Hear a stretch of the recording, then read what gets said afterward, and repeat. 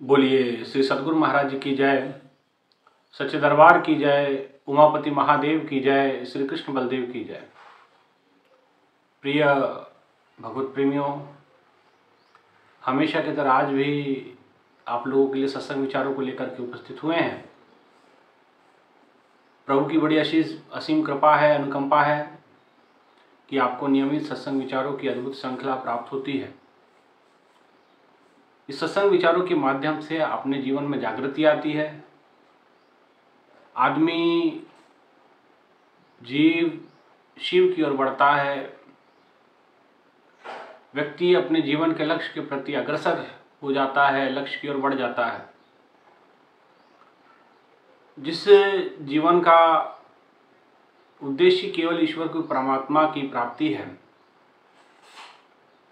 इंसान ने जन्म लिया, लेकिन जन्म लेने के बाद भगवान को जैसे भूल सा गया। ये माता के गर्भ में होता है तो कहते हैं कि उल्टा लटक करके भगवान के चरणों से प्रार्थना करता है कि हे प्रभु, मुझे बाहर निकालो। आप मुझे बाहर निकालोगे तो मैं आपकी भक्ति करूंगा, मैं आपकी साधना करूंगा, मैं आपकी आराधना करूंगा। लेकिन संसार में आने के बाद जैसे आंखें खुलती है, पहले पहरे रैन के वंजार्या मित्रा हुकुम प्या गर्भास। गर्भ के अंदर जिस समय तेरा आगमन हुआ, वहां की अपार पीड़ा को देखते हुए तूने भगवान के चरणों में प्रार्थना करनी शुरू की। लेकिन उस पीड़ा में भी तूने ईश्वर को स्मरण किया, प्रार्थना की कि हे प्रभु, मुझे बाहर निकालो।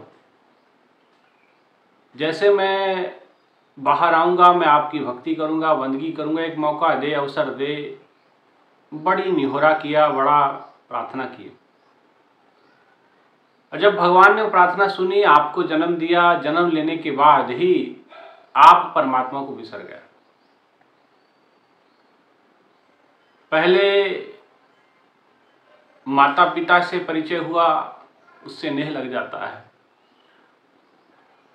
फिर भाई बहनों की सुध हो जाती है, फिर मित्रों की सुध हो जाती है। फिर धीरे धीरे करते करते करते करते संसार में ही इस प्रकार से मन को डुबो लेते हैं जैसे हमारे लिए संसार ही सर्वोपरि होता है। लेकिन जिसने जीवन दिया, जिसने दी आत्मा, जिसने हमें ये मनुष्य का जन्म दिया, भई परापत मानुख देहुरिया, गोविंद मिलन की है तेरी बरिया। और काज तेरे कीते न काम, मिल साध संगत भज केवल नाम। और तेरे किए हुए काम किसी लेखे में आने वाले नहीं। साध संगत भज केवल नाम।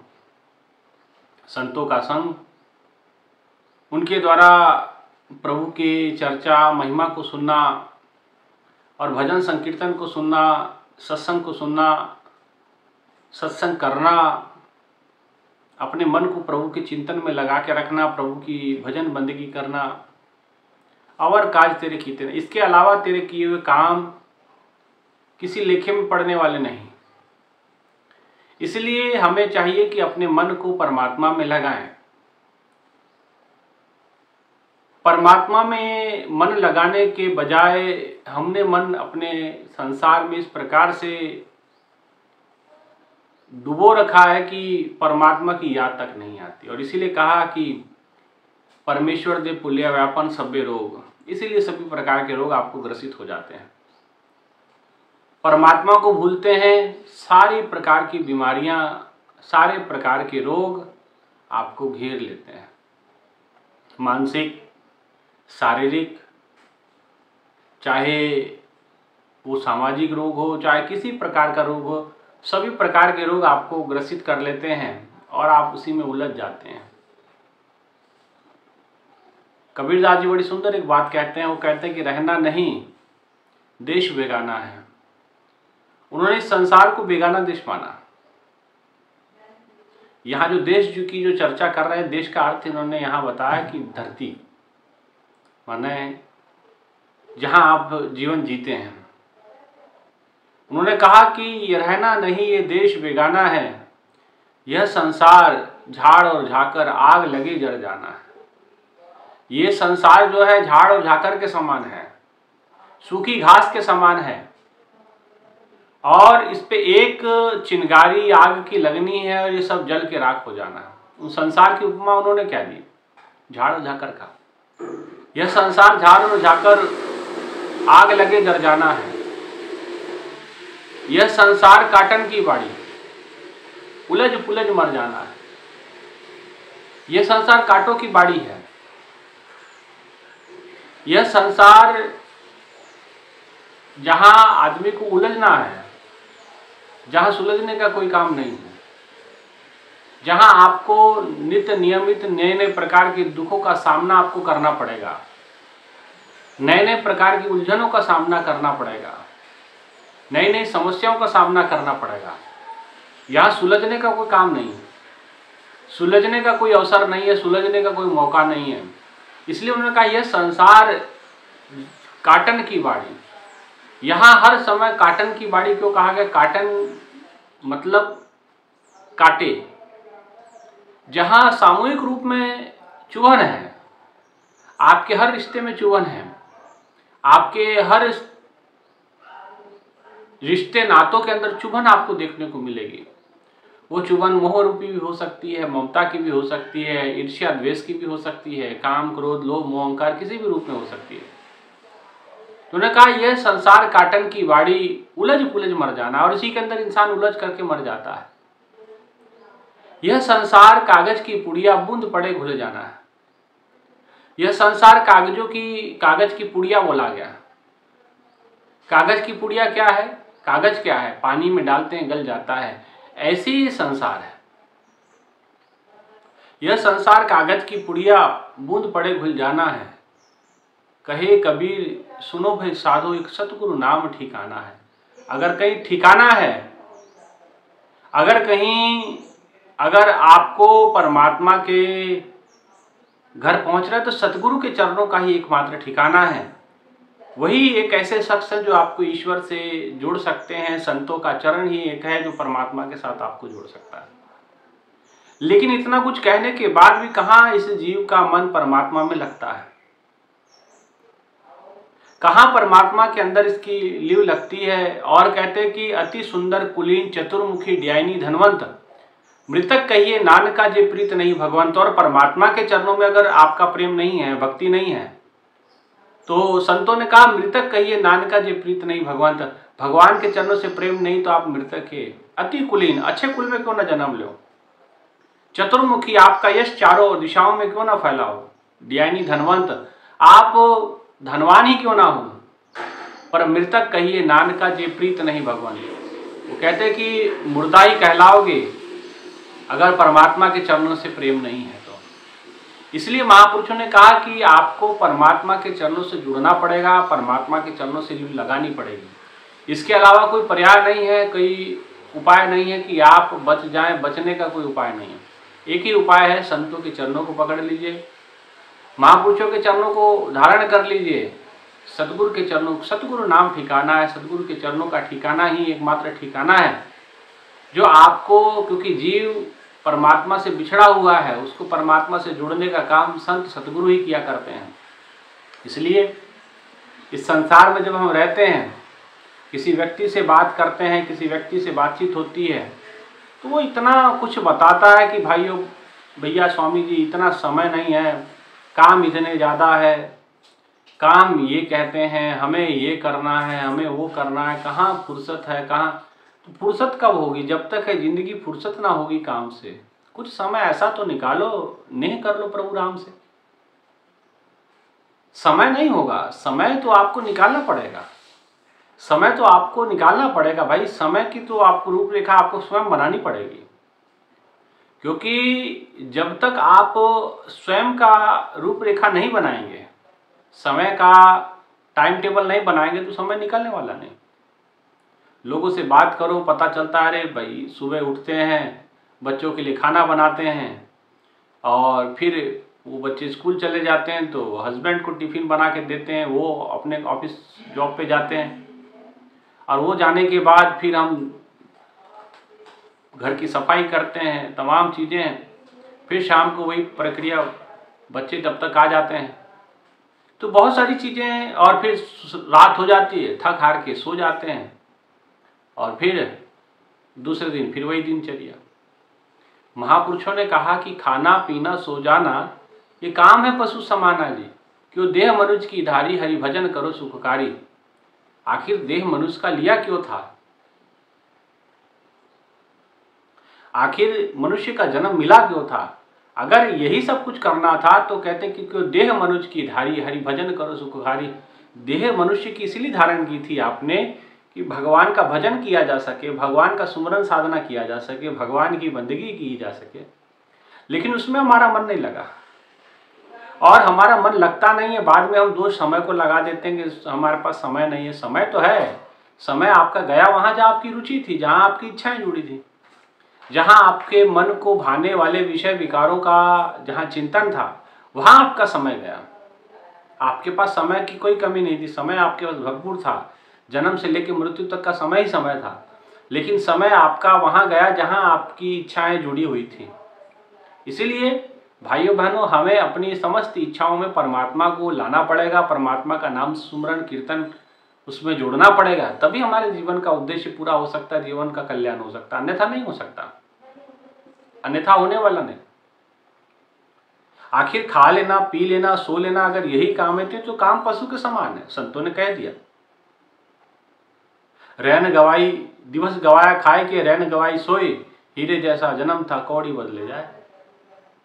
जो रात थी वो सो के बिता दी, दिन खा पी के बिता दिया, और हीरे जैसा जन्म ऐसे ही व्यर्थ कर दिया। मौका था, यह अवसर दुर्लभ महानित पाया नहीं जाए, अब के चूके चूक है पछतावा रह जाए। अब चूक गए तो पछताने के अलावा कोई आपके कुछ हाथ में आने वाला नहीं। इतना सुंदर अवसर परमात्मा ने आपको दिया था, लेकिन आपने गवा दिया, आपने बेकार कर दिया। अब आपसे हाथ से चला जाता है, और सारी जिंदगी जो हम चिंतन करते हैं वही चिंतन हमें अंत में परेशान करता है, वही हमारे दुख का कारण बनता है। कौड़ी कौड़ी माया जूड़ी, संग चले ना मासा। जिस पैसे को इकट्ठा करने के लिए हम दिन रात दौड़ते हैं, दिन रात कसरत करते हैं, दिन रात मेहनत करते हैं, संग चले ना मासा। एक मासा मतलब उसका 1 रुपया तक आपके साथ नहीं जाता है। ऐसे ऐसे महान लोग इस धरती पे हुए हैं जिन्होंने अपने जीवन को सफल किया, सार्थक किया। उन्होंने अपने खोज में ये बातें कही हैं। कबीरदास जी, जिनकी बातें आप सुन रहे हैं, कबीर हैं, रविदास जी हैं, गुरु नानक देव जी हैं। ये वो महापुरुष है जिन्होंने अपना समस्त जीवन परमात्मा के सुमरन में झोंक दिया, परमात्मा के कीर्तन में लगा दिया, ताकि और लोगों को शिक्षा दी, सिखाया कि देखो ये जीवन जो है इस प्रकार से सार्थक हो सकता है। आप कौड़ी कौड़ी माया जोड़ी, आप एक एक करके रुपया पैसा इकट्ठा करते हो, महल माड़ियां बनाते हो, वो अंत में किसी आपके काम में भी नहीं आते। आप जहां बनाए थे वहीं छोड़ के चले जाओगे, आप पता नहीं कहां चले जाओगे, वो महल माड़ियां वहीं खड़ी रहेगी, है ना। इसीलिए अपने मन को समस्त चीजों से निकाल करके, समस्त इन विकारों से निकाल करके प्रभु के चिंतन में लगाएं, प्रभु के मनन में लगाएं, प्रभु प्राप्ति में अपने पुरुषार्थ को, अपने मेहनत को लगाएं। जितना मेहनत आप संसार में धन कमाने के लिए करते हो, उतना मेहनत आप परमात्मा की प्राप्ति के लिए लगाएं।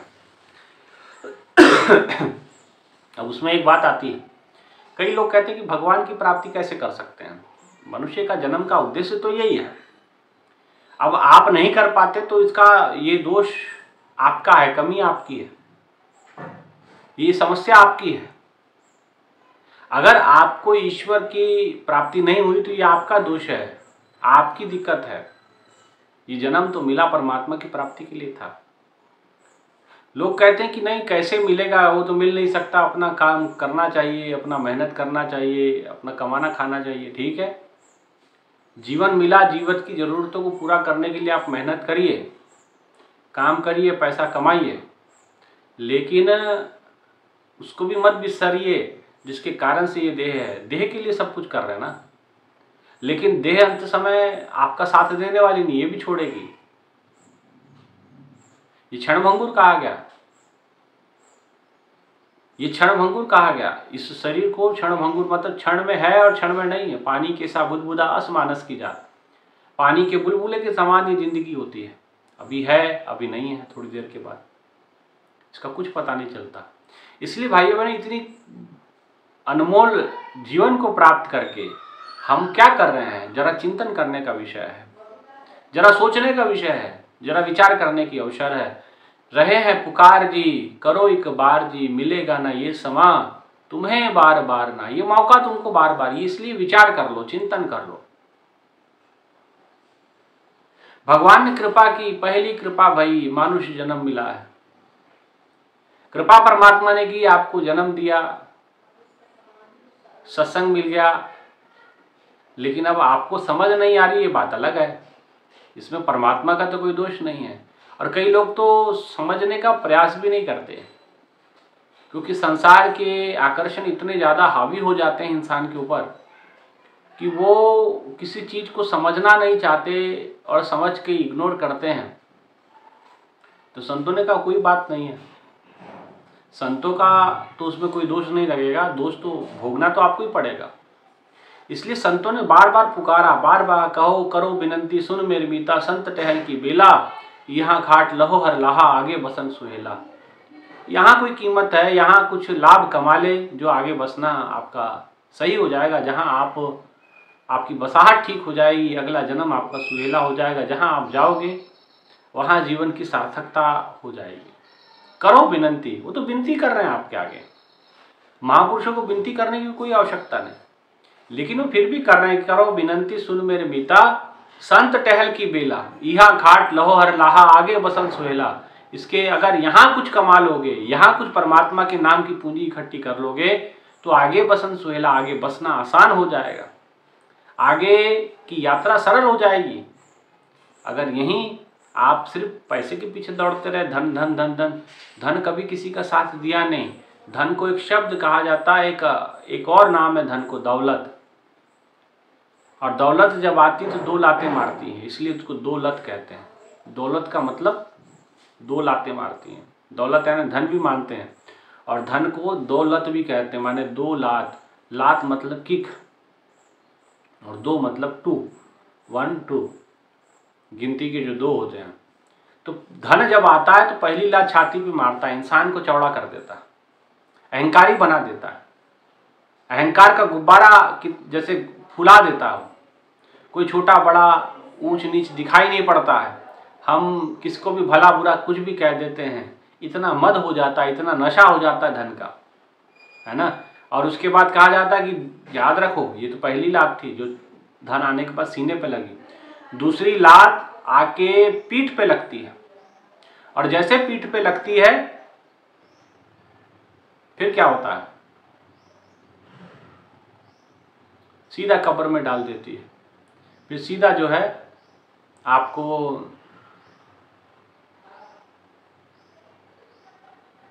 ऐसे बेहतरीन दुख में डालती है कि आप उसकी गणना नहीं कर पाते, विचार नहीं कर पाते, समझ नहीं पाते कि ये कैसे हो गया। इसलिए महापुरुष ने कहा दौलत पाए ना कीजिए सपने में अभिमान। दौलत एक कभी किसी का साथ नहीं देती है,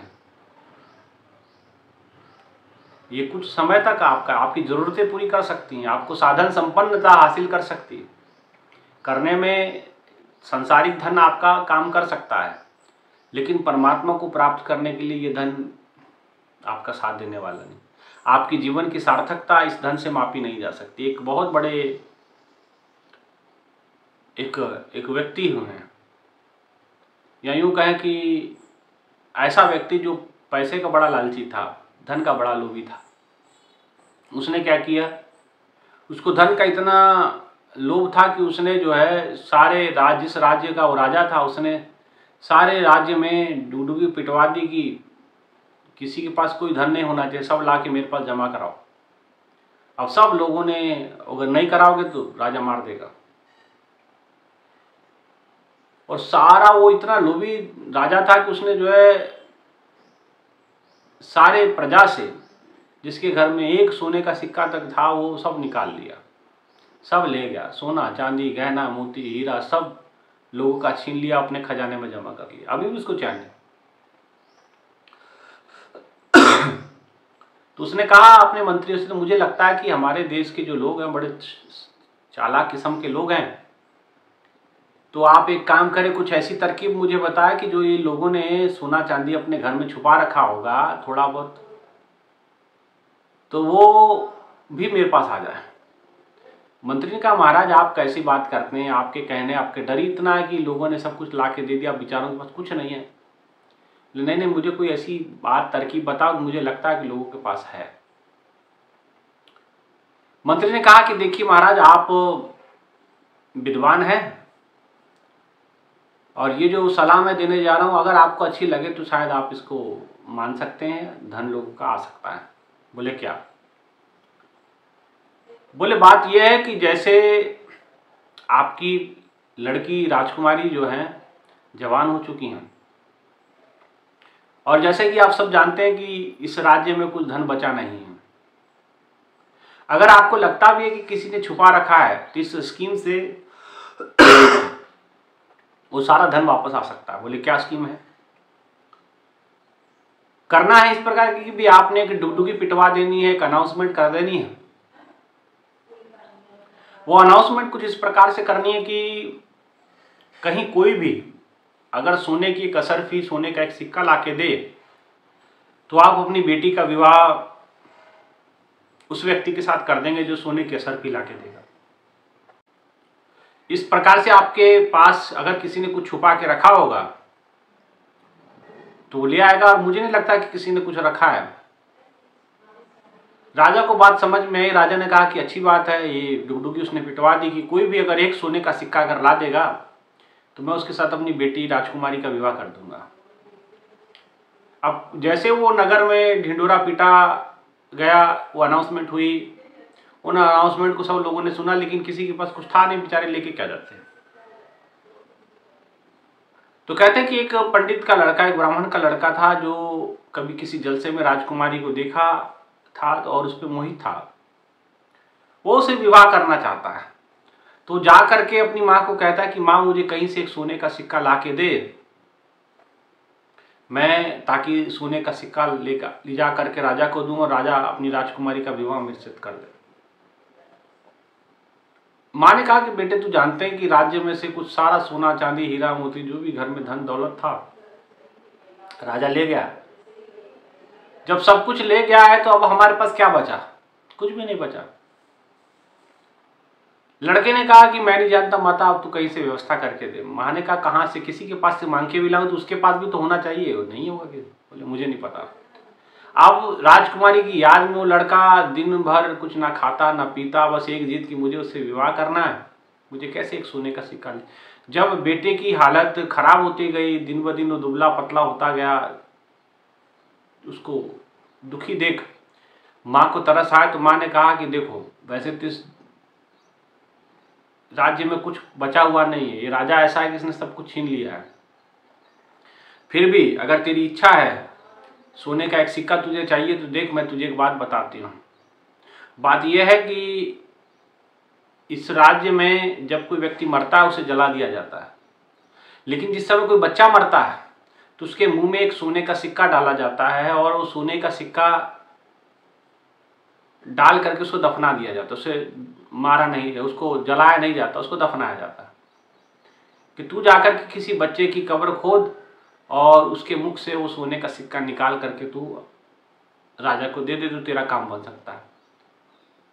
वो बीमार लड़का भी उसकी बीमारी जाती रही और तुरंत दौड़ करके गया, कहीं कब्र को खोदा, रात में जाकर के एक सोने का सिक्का निकाला और राजा को दे दिया।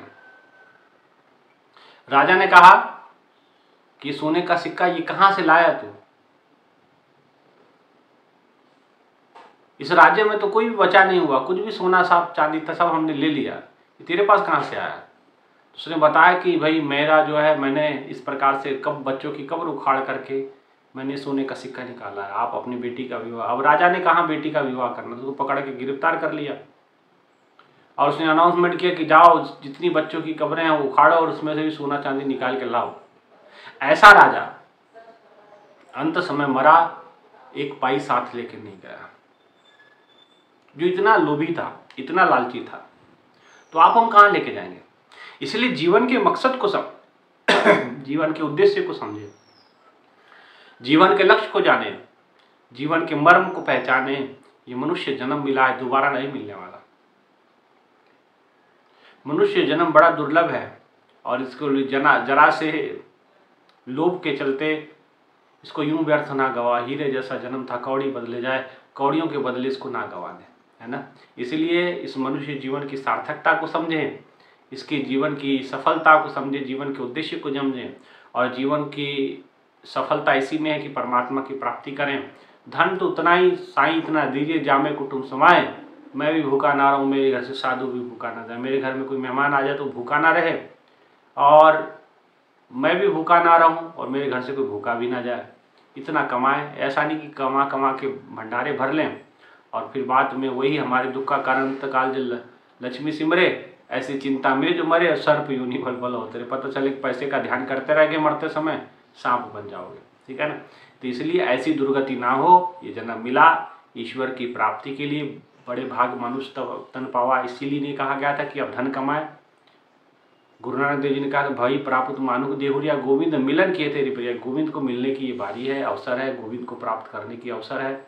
इसलिए उस अवसर को लाभ कमाइए, उस मौके का लाभ उठाइए और अपने जीवन को सफल कीजिए, अपने जीवन को सार्थक कीजिए। इतना ही कहते हुए आप सभी से यही अभिलाषा कि आप भी अपने जीवन के लक्ष्य की ओर बढ़ें, अग्रसर हों और जीवन को सार्थकता की ओर ले जाएं, सफलता की ओर ले जाएं, जीवन का कल्याण करें। एक पूर्ण सद्गुरु की शरण में जा करके आप अपने जीवन का कल्याण करें, अपने मनुष्य जीवन को सफल बनाएं। इतना ही कहते हुए आज के विचारों को यहीं विराम। आप सभी से आग्रह है कि आप जरूर इस चैनल को सब्सक्राइब करें और वीडियो को पूरा देखें, तभी समझ में आएगा। इतना ही कहते हुए विचारों को विराम देते हैं। बोलिए श्री सद्गुरु महाराज जी की जय, सच्चे दरबार की जय, उमापति महादेव की जय, सियावल रामचंद्र महाराज की जय। धन्यवाद।